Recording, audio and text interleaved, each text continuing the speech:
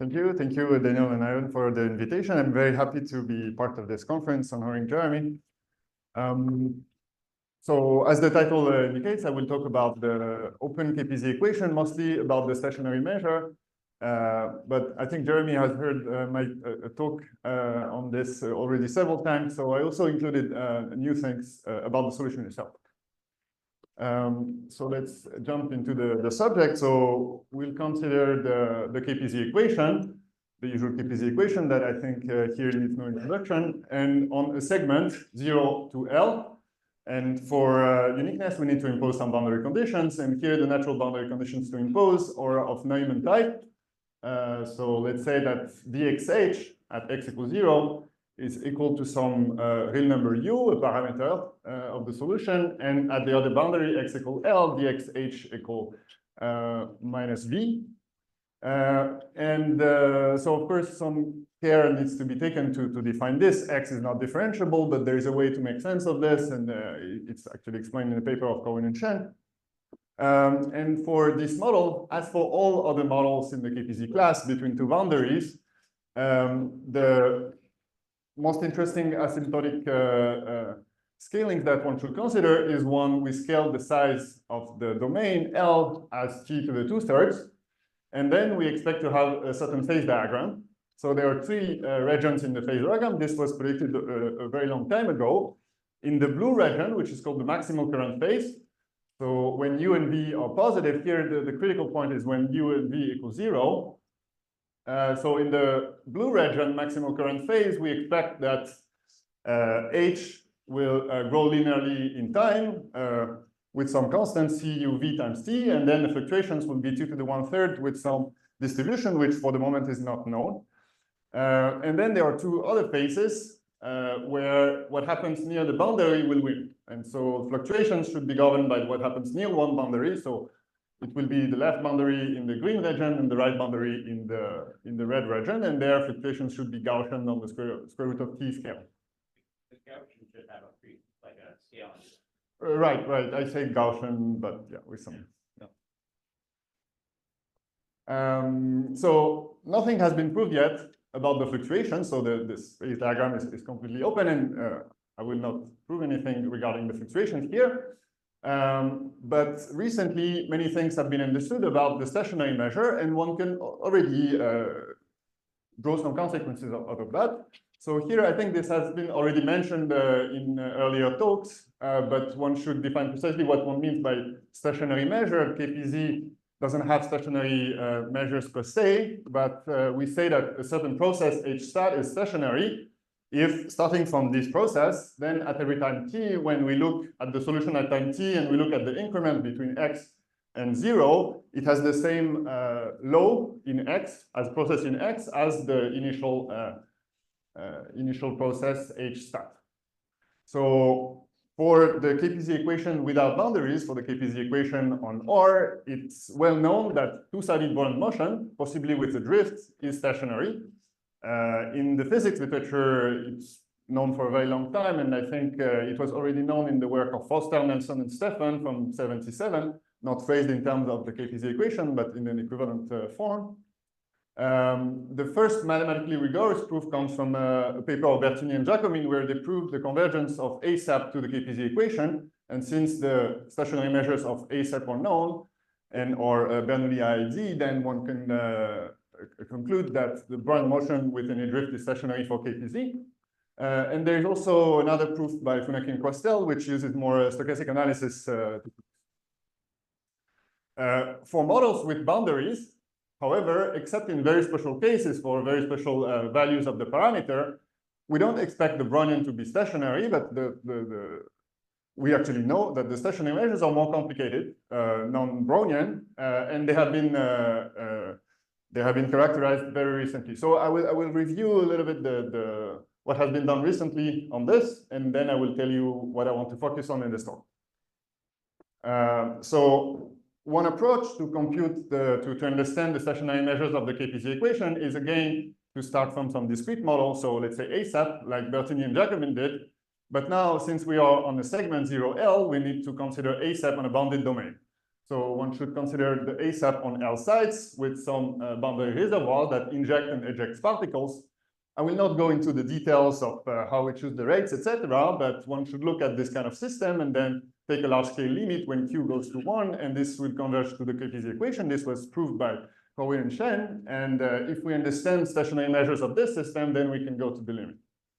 But it's not so easy because stationary measures of the open ASAP are complicated. So this goes back to the 90s, where Derrida, Evans, and Pasquier found a method to compute the stationary measures. It's called the matrix product ansatz. One has to find certain operators satisfying certain commutation relation, and using them, one can express the stationary measure, but it's rather not explicit. So to do concrete things, one needs explicit representations of this matrix product ansatz, and many different have been found. In particular, one, so this is a work by Uchiyama, Sasamoto, and Wadadi. They found representations of the matrix product ansatz that involve ASCII-Wilson polynomials, so well-known family of orthogonal polynomials. It turns out that these ASCII-Wilson polynomials, they also arise in many other areas of math, including in probability. In particular, in the work of Brick and Veselovsky, they were interested in classification results of certain stochastic processes called harnesses. And ASCII-Wilson polynomials are a way to produce such processes. And so they were specialists of this kind of processes. And at some point, they discovered that their harnesses were related to stationary measures of the KPZ equation, and they could establish some Laplace transform formulas for the multi-point distribution of the height in ASAP. And then, so this works, and there's some restrictions on the range of parameters. And then the limit to KPZ was taken in a work by Corwin and Kniesel. So here the restriction on the range of parameters is that U plus V must be negative. They showed the existence of a stationary process and characterized it through Laplace transform formulas. At first sight, those Laplace transform formulas are quite complicated, but it turns out that we can invert them in a certain sense and give an explicit probabilistic description, and I will come back to that in a minute. I just want to mention that subsequently, uniqueness of the stationary measure was also shown. So this was shown by Matejski and Kniesel using ideas of Ayer and Mattingly, who showed the uniqueness of the stationary measure on the torus, proving that the Markov process has a strong Feller property. And one can even prove a one-fourth, one-principal solution. This was shown by Parrott. So what are these stationary measures of the KPZ equation? So the way I like to present them, so the inversion of the Laplace transform was performed in two works, one by Brick, Kuznetsov, Wang, and Veselovsky, and another work joint with Pierre Ledussal. And the common result in these two works can be rephrased as it is on this slide, although this is a bit different from what you would find in the paper. So one way to describe it, so first, it's restricted on U plus V, the two parameters being non-negative. And one way to describe the stationary process is to say that the stationary process H stat is equal to the increment of a certain stochastic process lambda 1, so lambda 1 of x minus lambda 1 of 0. And then I would specify the law of a couple of processes, lambda 1 and lambda 2. The distribution of lambda 1 and lambda 2, so those are continuous processes on 0L, and they are absolutely continuous with respect to the Brownian measure. So I wrote this as a certain functional times the Brownian measure. Here, P Brown means the Brownian measure on 0L with 3 endpoints. So lambda 1, lambda 2, the reference measure is independent Brownian motions, and then this is reweighted by a certain functional f and divided by some normalization function to make that a probability measure. The functional f is given on the slide. It has two parts. There is one part that depends on the bulk, which is a double exponential reweighting term, a reweighting factor. And this is very reminiscent to the KPZ line ensemble of Corwin and Hammond. And then there is something which must depend on the boundary parameter, and it depends on the boundary parameter only through the values at the boundary. So the values of lambda 1 and lambda 2 at 0, and the parameter u, and a term with the values of lambda 1 and lambda 2 at position x equal L, and the parameter v. So strictly speaking, this defines an infinite measure, but one can sort of normalize it. One can fix a value of the process at one point, say fix lambda 1, 0, at some location, say 0, and then this is a well-defined probability measure, again, as long as u plus v is positive. So what I want to do in this talk, I will not review exactly how this was obtained, but I will rather explain how to construct discrete analogs of this sort of two-layer KPZ line ensemble on 0L with boundary conditions. And why? So we will construct discrete two-layer Gibbs line ensembles. This is joint work with Ivan Cohen and Zhonghui Yang. And I will give two applications. So one application is that so far the result that I presented is restricted to u plus v positive.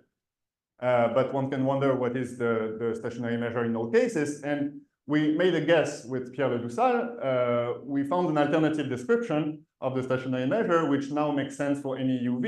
And we postulated, we conjectured that this should be the stationary measure for all uv. That conjecture is based on an analytic continuation, whatever that means in the continuous setting. We expected that the stationary measure should be analytic. The thing is that at the continuum level, we don't know how to justify this analytic continuation trick. And this is where it's useful to go to the discrete setting, because in the discrete setting, one can make the analytic continuation rigorous and prove it. So that's the main application. Another application is that one can compute certain things. For instance, in the first slide, there was, I said that ht0 was equal to some constant times t, and we will compute the value of this constant. So to construct discrete analogs of this Gibson line ensemble, we need to understand where they're coming from. So there are many solvable models in the KPZ class or associated with Gibson line ensembles. This was pioneered by Cohen and Hammond, but really one can see them as almost equivalent to certain structures such as that are related to symmetric functions, such as essentially the Shor processes. Then using the branching rule for these families of symmetric functions, we really have Gibbs weights, and we can understand the sequence, the laws on sequences of partitions that are behind those models as really Gibson line ensembles. So what we need to do here will be to construct the analogs of those Shor processes, but a two-layer Shor process with boundary conditions. And the construction that I will present it in the case of the Shor process, but it also works for other families of symmetric functions. So before I explain this, the two-layer Shor process and etc., I will tell you first what we can get from this. So first, what is the description of the KPZ stationary measure for all u and v, and what is the formula? There is a nice simple formula for the growth rates CUV. So here is what we did with Pierre. So we had the first description of the stationary measure of the KPZ equation in terms of lambda 1 and lambda 2, which are reweighted Brownian motions. And in that description, the starting points of the two processes, lambda 1 and lambda 2, was varying, was not fixed to 0. One can actually, in that description, explicitly average over the starting points of these two processes. So explicitly average over lambda 1, 0 and lambda 2, 0. And then one gets an alternative description, which is very nice.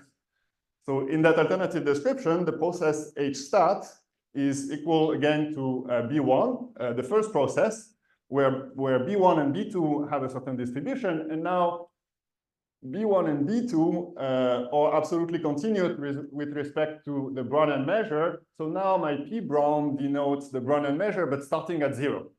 So I have averaged over the values of lambda 1, 0 and lambda 2, 0. And now my processes, they start at 0. And the reweighting of this reference measure is quite simple. It's exponential of u plus v times B1 star B2. So B1 star B2 is a transformation of two Brownian motions evaluated at L, and B1 star B2 is given here. So you can think about this as a geometric Pitman transform, or you can think about this as an O'Connell polymer with two rows, whatever you prefer. So that's another description of the KPZ stationary measure. And here there is again another renormalization constant, which is explicitly this exponential functional. So here you may notice that, I mean, it's not completely obvious, but it's a fact that this expectation makes sense for any UV. It's finite for any UV. And one can show that the whole distribution makes sense for any UV. And with Pierre-Ledussal, when we arrived at this, since we expected that for finite L, the stationary measures should be analytic, we expected that this should be the correct description of the KPZ stationary measure for all UV. Of course, at this level, the analytic continuation is not very clear, and I will explain you how to make it rigorous. So that's one application. And the second application was to compute the growth rate. So again, we consider the KPZ equation on 0L. And starting from the stationary initial data, one can show that the expectation of h at time t and position x equals 0, we could get it for different x. This is equal to t times a certain constant CUV, and the constant has a very simple expression. So in the maximal current phase, UV positive, it is given by -1/24, so the same constant as in full space, times the derivative in L of the log of the partition function. And here, this partition function, it is exactly the same as the one that appears here. So it could be expressed in terms of reweighted Brownian motions, but it also has a very explicit expression which arises already in the work of Cohen and Pinsel. So that's the description of the growth rate CUV for UNV positive. But we can also get it. So since this will come from a discrete model and we can perform analytic continuations, we can get the result also for any value of UNV through analytic continuation. So the partition function ZUV is not itself analytic, but actually if we divide it by a gamma function, it becomes analytic. And the partition function Z tilde becomes the partition function here. And so we have an exact expression for this as well. And so when U and V are positive, we can also write that CUV is -1/24 times the log derivative of this Z tilde. And now this one can be easily analytically continued. So Z tilde is given by some integral over the vertical line, and it's easy to perform analytic continuations of such things. So for instance, one can look at what happens on the line U plus V equals 0. When U equals -V, it's known that the stationary measures are Brownian. And one can check that through this formula, the value of CUV is -1/24 plus U²/2. And this is something that was expected, and there are other ways to prove this. So this line U plus V equals 0 is easier, and this result could have been guessed also from stationary ASAP or through other means. This is just to check that the formula works well. What one can guess also, what one can obtain also is what happens as L goes to infinity. As L goes to infinity, now we see a phase transition. In the maximal current phase, L goes to infinity, what we see is the same thing as in full space ASAP. So the constant would be -1/24. And in the two other phases, there is either one boundary or the other that will win, and that will increase the value of CUV. So we get U²/2 or V²/2, depending on which phase we are. For L finite, you go back. What does this CUV mean? Oh, I guess it still has meaning. It's just the expectation of H at time t is exactly equal to CUV times t. And I wrote CUV, but it also depends on L. Yeah, this is a bit confusing. This one depends on L, and in the next slide, this is the L to infinity limit. And here, it does not depend on L. But this is a special case. Okay, so how do we prove all this? So we need to develop a discrete analog of the two-layer Gibbs measure. And this is related to discrete models in the KPZ class. And the most simple one is geometric Laplace percolation. We want to have two boundaries, so we need to consider the model on the strip like this.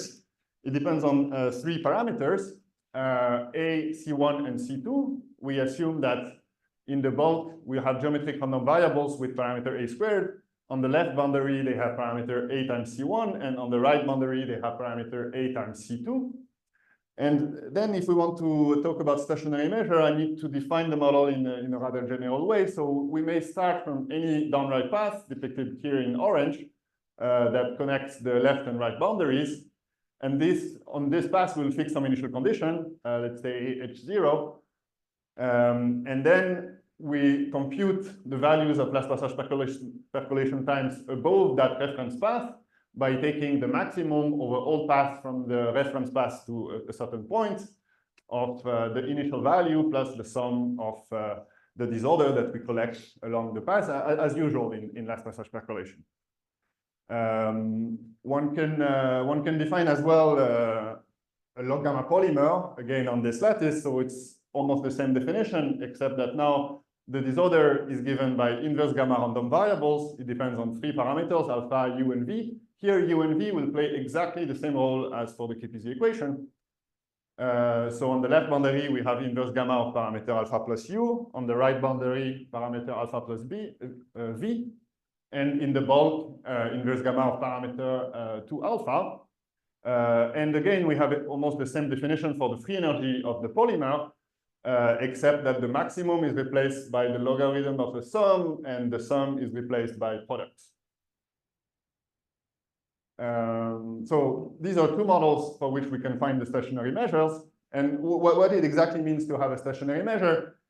So here we should think of the process not really indexed by time, but if we want indexed by path. And so we have the orange path, which is the initial path, and then we can look at the values of the last passage times or the free energies along paths that are above. And so if we translate the path P by K in the direction KK, I denote that by TK, I can look at HK of J. HK of J will be the increments of the free energy along the case translation of the initial path. So here I look at the value of the free energy along the case translation. So K represents time of the jth point on the curve minus the value at the initial point of the curve. So this is really an increment, and this should go to some stationary measure. And of course, so this definition is obvious. We'll say that law of H0 is stationary if this is the stationary measure for this Markov process on Z to the n. So this is a Markov process on Z to the n. The state space is still infinite, so this is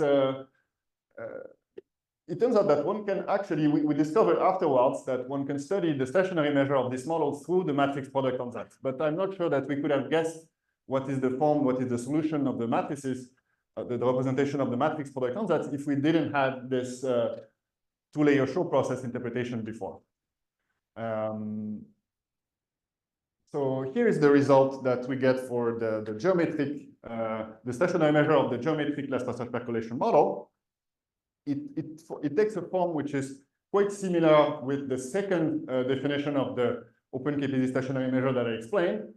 So I take a path P, which is just horizontal for simplicity, but we have results for any shape. So now we don't have processes, we have random walks, L1 and L2. The stationary measure will be L1, and the law of L1 and L2 is we have some coupled random walks, which are absolutely continuous with respect to the reference measure being random walks with geometric increments. And we have a reweighting, which is C1, C2, so the 2 boundary parameters, raised to the power L1 star L2. And so now L1 star L2 is some discrete analog of the Pitman transform, which is given here, which we can also see as some last passage percolation model with just 2 rows. And the result is that for any parameters A, C1, and C2, the law of L1 is the stationary measure. So for any parameters A, C1, C2, for which the model is well defined, we don't have any restriction. We have a similar result for the log gamma polymer. So here, this is completely parallel. For the log gamma polymer, we have random walks, discrete time random walks, but on the continuous space. So the increments will be given by log gamma. Yes, log gamma increments in the reference measure.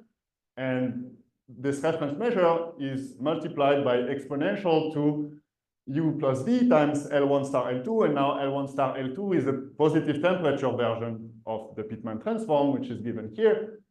And again, for any meaningful values of the parameter, the law of L1 is the stationary measure, the unique stationary measure of the process.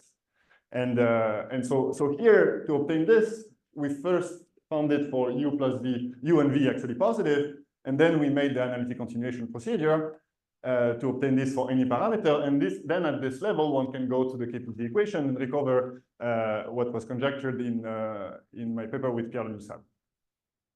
So how do we obtain those processes? This is based on, as I said, a Shor process with 2 layers.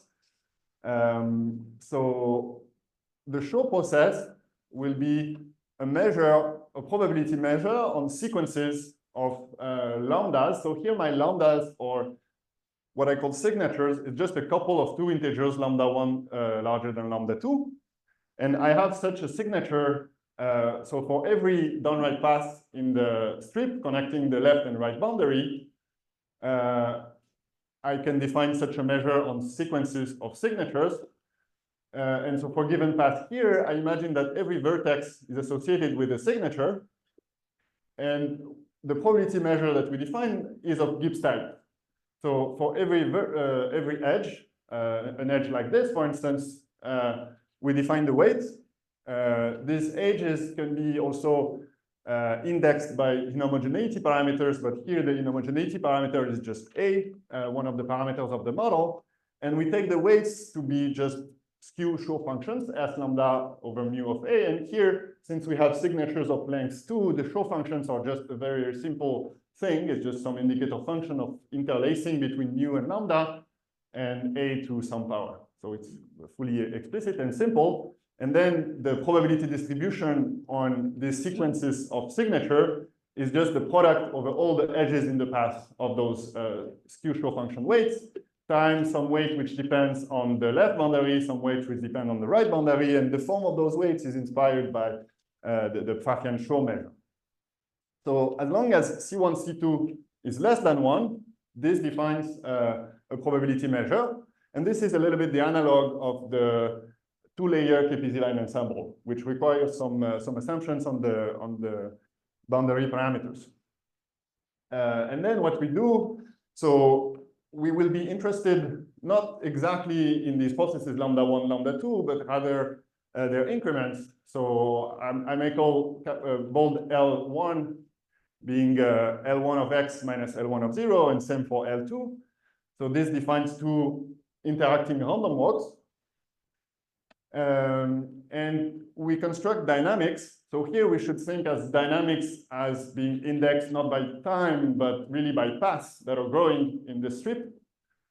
And we construct dynamics on these sequences of signatures in such a way that 2 properties hold. So first, after one step of the dynamics, so when we make the path evolve, then the 2-layer Shor measure is preserved. And the second property that we want is that if we look just at lambda 1, then the dynamics of lambda 1 will be described by a recurrence relation, which is the same as the model we are interested in, so either geometric LPP or log gamma polymer. And if we have those 2 properties, then L1 will be the stationary measure of the geometric LPP model. And it turns out that one can construct such dynamics. So the one we found are inspired by a paper of Brownian and Ferrari. And then, so this is still restricted to C1, C2 less than 1, but one can again average over lambda 1, 0, lambda 2, 0, exactly as we do in the continuum. We get something which is now analytic in the boundary parameters. We can analytically extend, and we get the description of the stationary measure for all boundary parameters.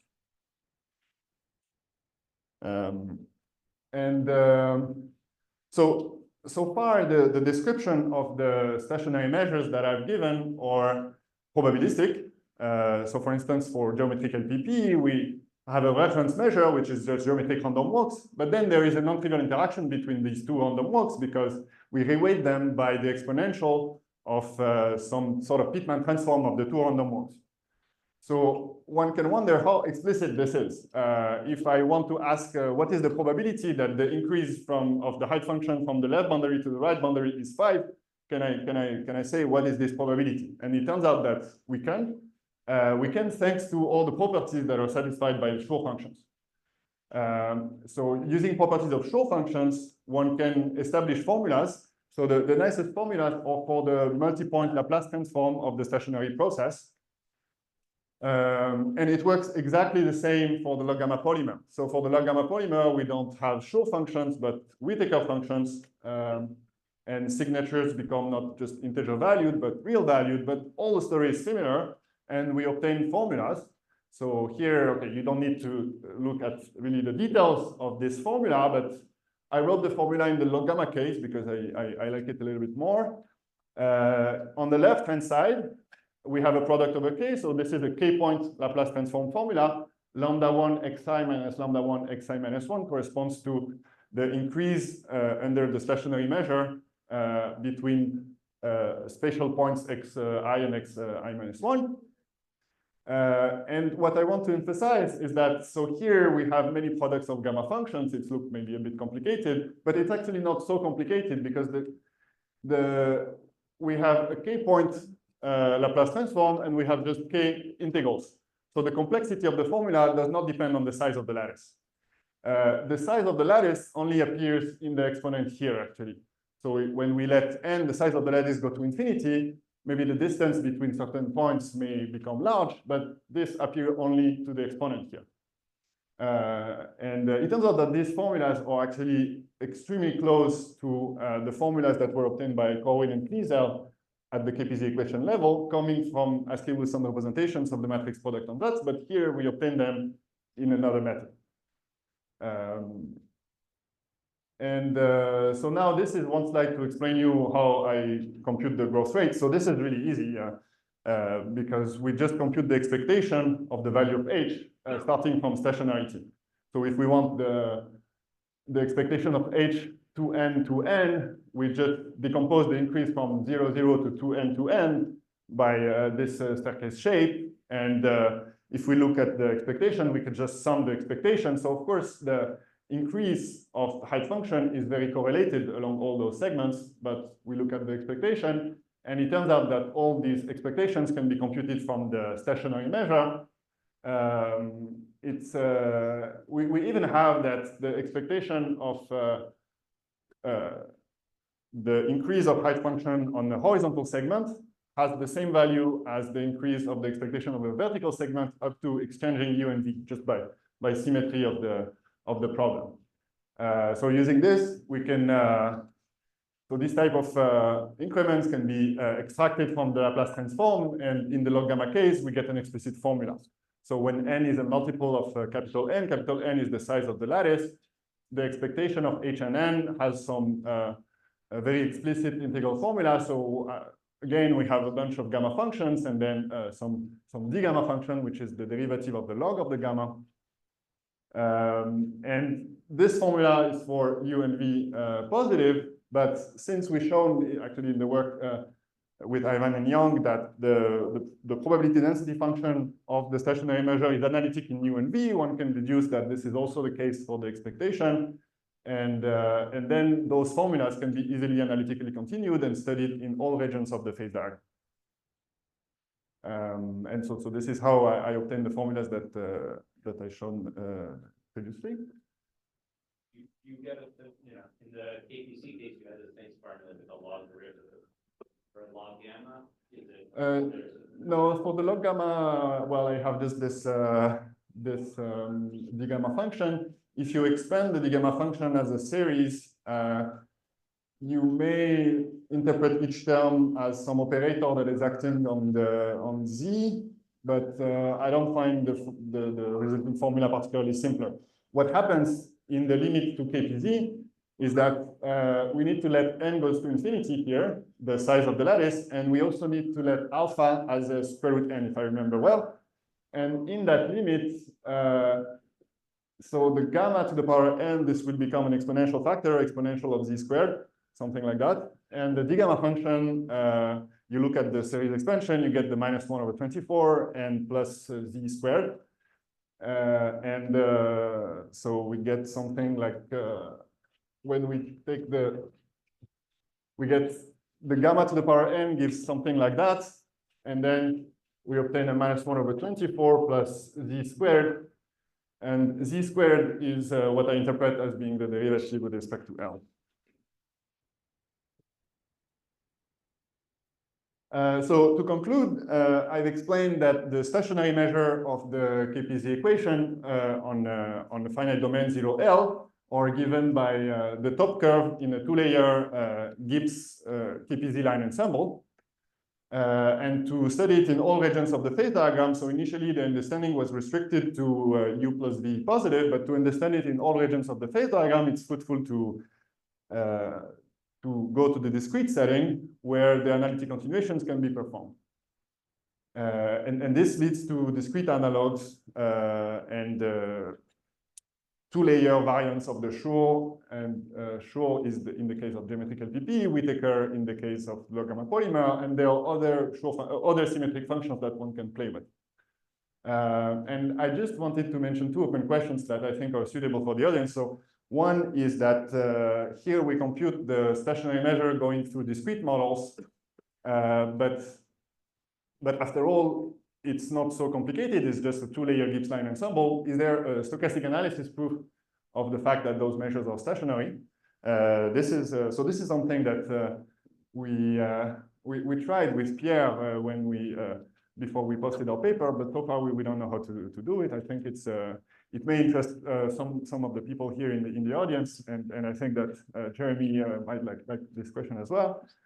And another thing is that so far we have a nice technique to find the stationary measure, but I hope that one can get more information from that. Actually, we saw, for instance, in the talk of Yu Wu, that one can get information about the variance of fluctuations. So here, this might be also applied, but it goes even beyond that. So for instance, in the physics literature, they not only look at the matrix product on that, but also deformed matrix product on that.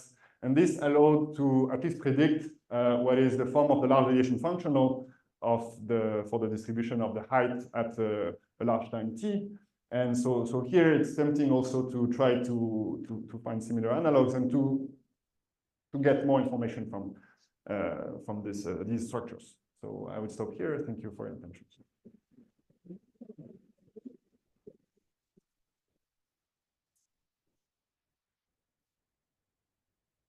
Questions? For the first question, I guess if you assume like U must be positive, they could have this sort of two-layer. Like our proof in the discrete model is completely local proof. So can you see the limit of that local operation just telling you that the generator is zero? I haven't thought enough about this to answer you, but yeah, well, one should perform the KPZ limit of the dynamics that we construct. And the dynamics of lambda 1 is just low gamma polymer, and one should look at what is the dynamics of lambda 2 and do the same thing. You know that well. No, true. The problem is the domain of the generator is below. Okay, so related to Ivan's question, when you match the two-layer thing to one-layer thing, is the match always true or just as stationary? I didn't understand So the. there's you construct this two-layer dynamics, right? And you say it's marginal to the one layer. It's the same as the original process. Is this always true or just as stationary? I don't know. It's a. No. For the dynamics, it's always true. Yes. Yeah. So here you consider the LPP in a straight or the horizontal shape, right? Is that possible for you to consider this vertical line, the shape here? So you start from the vertical case and move to another side.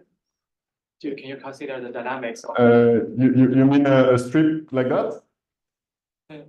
so here you consider this shape, right? And the strip you consider the horizontal one and you move upwards, right? Is that possible for you from the left side and move to the right side?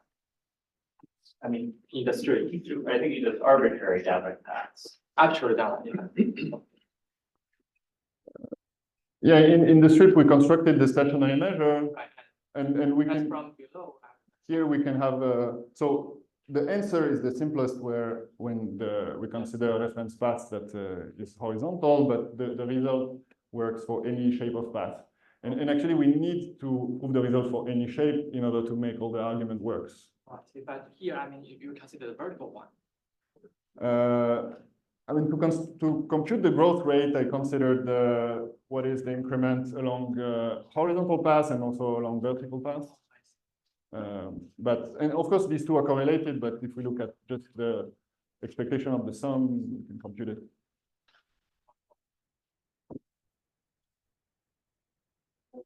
So the analytic continuation part, sorry, maybe I missed something. So if we think of like UV and like in continuum, for example, like Feynman Keck would obviously tell us they should be like analytic in UV. So what is the part that you said it is not analytic? The partition function or the free energy? You mean that almost surely? I think so, right? If we write Feynman Keck for the continuum setting, like your UV appear on the exponential, like shouldn't it be like analytic? No, so there may be a way to make fully rigorous this analytic continuation argument in the continuum setting, but I don't know how to do it. I think that it's not enough to have the solution or some function of the solution at one point being analytic. What we really need to do is we have an identity of the form the probability measure, and we act on it with some Markov kernel, and we want this to be again the same probability measure in suitable state spaces, and we have such an identity when U and V are in some regions, and we want to analytically continue that. So we need to justify that this is analytic in a sense, but this is a probability measure on continuous paths. So what it means for a probability measure on continuous paths to be analytic, I'm not so sure. However, once we go to the discrete setting, this is just a vector in Rn, and we can say that each component must be analytic and perform the analytic continuation. Okay, so let's start.